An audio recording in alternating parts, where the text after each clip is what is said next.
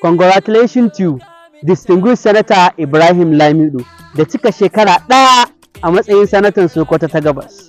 A ranar 13 ga watan Jun, distinguished Senator Ibrahim Lamido ya zama sanata na yankin Sokoto ta Gabas.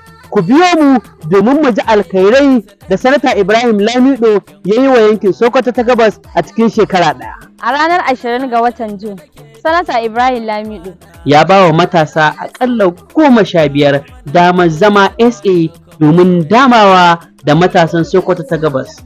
A ranar 20 ga watan Julai, distinguished Sanata Ibrahim Lamido ya ƙaddamar da shirin biyan rabin kuɗin school fees na ɗaliban Sokoto ta Gabas da ke karatu a Danfodiyo University.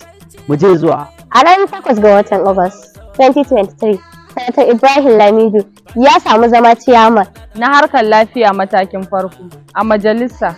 Haka kuma, a ranar 10 ga watan Agusta, distinguished Sanata Ibrahim Lamido ya gana da DIG na 'yan sanda a nan Abuja domin ganin an kawo ƙarshen matsalar tsaro da take damun yankin na Sokoto ta Gabas. A ranar 13 ga watan Agusta, Sanata Ibrahim Lamido ya biya wa ɗalibai kuɗin makaranta a jami'an North West da ke Sokoto. Ranar 9 ga watan Satumba, Sanata Ibrahim Lamido ya nema wa matasa aikin civil defense. Haka kuma, a ci gaba da yaƙi da 'yan ta'adda da suke damun yankinmu na Sokoto ta Gabas.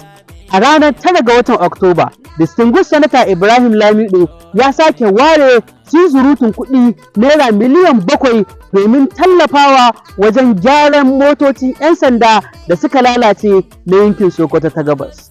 Ranar 15 ga watan Oktoba, Senator Ibrahim Lamido ya kaddamar da aikin sola a yankin Sokoto ta Gabas. Haka kuma, a ranar 22 ga watan Nuwamba, distinguished Senator Ibrahim Lamido ya sake ɗaukar nauyin kuɗin jarabawar share fagen shiga jami'a wato JAMB ga dukkanin ɗaukacin ɗaliban Sokoto ta Gabas masu burin shiga jami'a da je zuwa. A ranar 16 ga watan Disamba, Sanata Ibrahim Lamido ya kaddamar da aikin tallafin ɗalibai na naira 50,000 mataki na farko.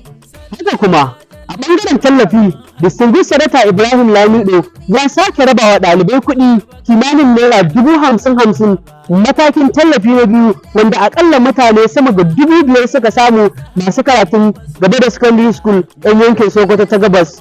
Mu je zuwa. Sanata Ibrahim Lamido yana kan gaba wajen taimakawa marasa lafiya a asibiti. Haka kuma a ranar 20 ga watan Januwari, distinguished Senator Ibrahim Lamido ya kaddamar da ayyukan gina rejin bohol a yankunan Sokoto ta Gabas domin samar da ruwan sha masu tsafta. Mu je zuwa. A ranar 30 ga watan Januwari, Sanata Ibrahim Lamido ya raba motocin alfarma ga jigajigan jam'iyyar APC ta Sokoto ta Gabas. A ranar 5 ga watan Fabrairu, Sanata Ibrahim Lamido ya yi zama da 'yan social media domin taimaka musu.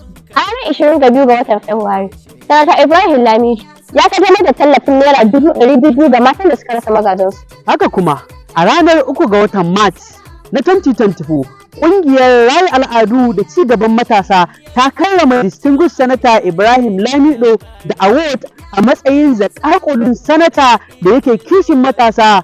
Mu je zuwa. Sanata Ibrahim Lamido ya sake raba tirela 16 a matsayin tallafin azumi da ɗaukacin local government 8 da yake wakilta da Sokoto ta Gabas. Ta ji wakilcin matashi.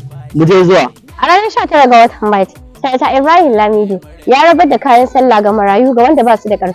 Haka kuma, a ranar 5 ga watan April, distinguished Senator Ibrahim Lamido ya zama memba a kwamitin ECOWAS a majalisa. Wannan ma wani ci gaba ne.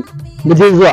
A ranar 17 ga watan April, Sanata Ibrahim Lamido ya kaddamar da aikin gina ICT Center a local government 8 da Sokoto ta Gabas. Haka kuma, a ranar 22 ga watan April, distinguished Senator Ibrahim Lamido ya sake raba magani kyauta ga yara da matsalar annoba ta samu a yankin Sokoto ta Gabas. Mu je zuwa. A ranar 26 ga watan April, Sanata Ibrahim Lamido ya yi wasu tattaunawa masu muhimmanci game da fitar da matasa zuwa ƙasashen ƙetare domin inganta iliminsu. Haka kuma, Sanata Ibrahim Lamido ya nema wa matasa aiki a ofishin shugaban majalisa da kuma mataimakin shugaban majalisar dattawa. Ta ji aiki irin na matashi da baya mantawa da matasa a kowane lokaci. A ranar 20 ga watan Mai, Sanata Ibrahim Lamido ya kaddamar da wani shirin auren gata ga marayu da marasa ƙarfi. Wannan saƙo ne daga ni Nasir M Bako Baje haɗin gwiwa da SA Media na Distinguished Senator Ibrahim Lamido wato Awwal Nasir Isa da kuma Abba PA na Sanata Lamido da SA Mayana da kuma Kantoman Gwaranyo kuma jigo na Sanata Ibrahim Lamido wato Honorable Kabiru S Fulani Gwaranyo Kantoman Gwaranyo. Godiya ga Distinguished Senator Ibrahim Lamido.